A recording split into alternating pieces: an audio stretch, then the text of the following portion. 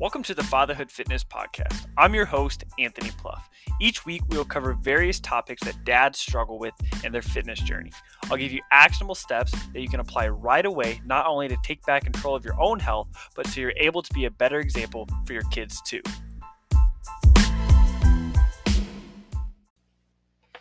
All right, welcome in. Today we have a pretty fun topic, and it's a topic that gets brought up quite a bit, especially when I'm having client calls with my current clients, and that is that hunger is not an emergency. A lot of times when we are hungry, we like to eat right away. And if you eat right away, you're going to be satisfied right away, but chances are you're going to be hungry again later. So there's a couple different things that we're going to talk about today as to why hunger is not an emergency and what you can do to help yourself prevent some of that hunger throughout the day as well.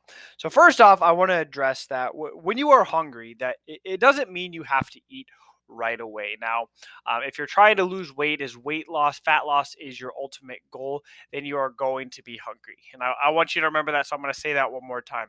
If you are trying to lose weight and fat loss is your goal, you will be hungry at times. Now, your body likes to stay kind of where it's at right now. That's why if you've ever tried to, put on muscle or gain weight, it can be difficult to eat a lot of food. Now, it's easy to eat a lot of food when you're not trying to gain weight, but if you do this on a consistent basis, it's going to be very difficult. You may notice after a day where you feel like maybe you binged a little bit and you ate a lot of food, it's going to be more difficult to eat a lot the next day. And so the same thing happens here. If you're starting to be in a calorie deficit, you're trying to lose weight, you're probably going to notice right away that you lose weight pretty quickly right away. And that is very common.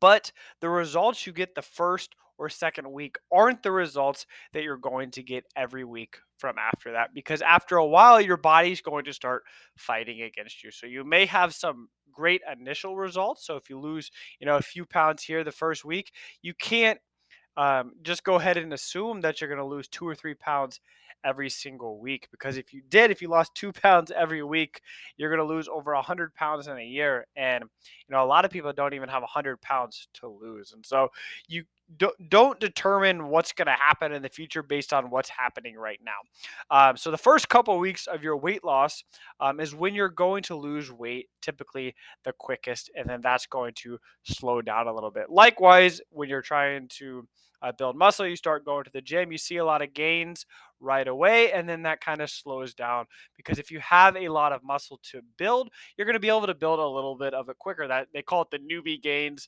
People who have never weightlifted before are able to see results pretty quickly. The same thing goes when you're trying to lose weight. If you haven't been in a calorie deficit, you haven't been trying to lose weight, once you start, you can typically lose weight fairly quickly at the beginning.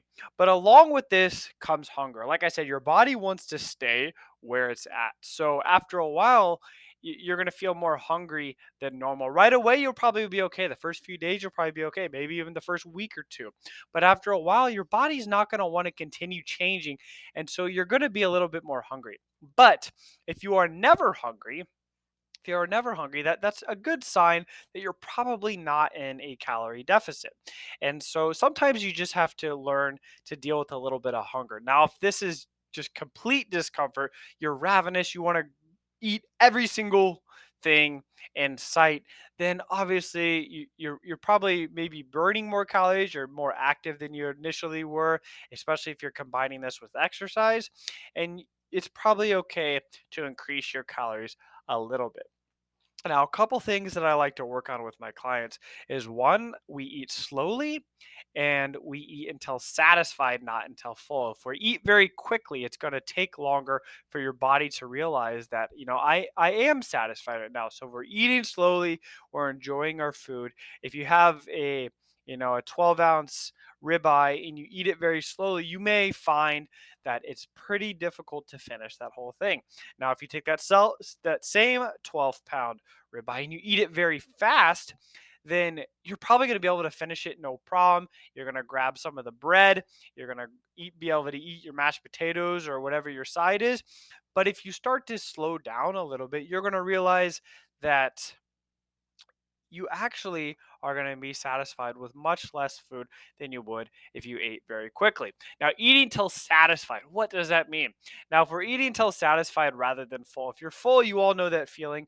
You eat a lot of food and then you can barely move. You maybe you start to sweat a little bit because you're eating all this food so quickly. The food's so good, you want to eat until satisfied. So once you're satisfied, stop. Wait 10, maybe 15 minutes, and see how you feel. You may realize that, hey, I'm good to go. And if you're still hungry, your stomach's still growling a little bit, sure, take a few more bites. One thing I always like to do is grab a to go box right away. I put half my meal in it, and then I eat half the meal at the restaurant. Now I have a snack later on, or I have lunch the next day. I do this a lot when I go to Chipotle. I love Chipotle. I get a steak burrito bowl, tortilla on the side, the cheese and everything. But it's over 1,000 calories in that one meal right there. And so I found that if I eat half of that for lunch, I'm good to go. I'm good to go. So I take half of it right away, put it in a Tupperware container. Now I have lunch and dinner. I'm eating the same amount of calories, and I was completely satisfied for two different meals. And so if I am hungry, though, say I eat that first part of the bowl, and then I'm still pretty hungry, maybe I already had my workout for the day and I just need a little bit more calories, then I'll go ahead and have a few more bites of it. But we really don't need as much food as we think we do in order to be satisfied. Now, if you are trying to lose weight, if that is your ultimate goal, then you have to come to the understanding with yourself that you're going to be hungry at times. And so, what you can do for this is one, try and keep your meals consistent. So, try and keep if you eat breakfast, you have your lunch and your dinner and some snacks, try and keep them around the same time every single day. Because if you do that, your body's going to get used to that. And then if I eat at 7 a.m. and I eat at noon, I'm maybe a little hungry for a snack around 10 a.m. And so each day you can have a little bit of a snack. But if one day you eat breakfast at 7 a.m., the next day you don't eat breakfast at all, then you're probably going to be a lot hungrier before lunch. And then you may end up eating way more than you normally would. So if you can keep your meals consistent, it's going to help you it's going to help kind of regulate your hunger cues as well. And so that can be very helpful. You can also make sure you're drinking enough water throughout the day. Even if you think you're already drinking a lot of water, start tracking your intake and just try and get a couple more glasses and drink water before your meals, drink water after your meals, drink water between your meals, drink water in the evenings. A lot of times late at night when your family's gone to bed, you're up late watching Netflix or something, this is when that hunger can strike because you're just sitting there alone with your thoughts, right? Those Cheetos are in the cabinet. You may tell yourself you're going to only have a couple of them.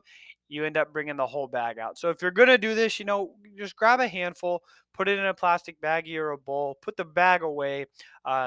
Because if you have it sitting by you, some of those cues, the easier something is to grab, the more likely you are to eat it.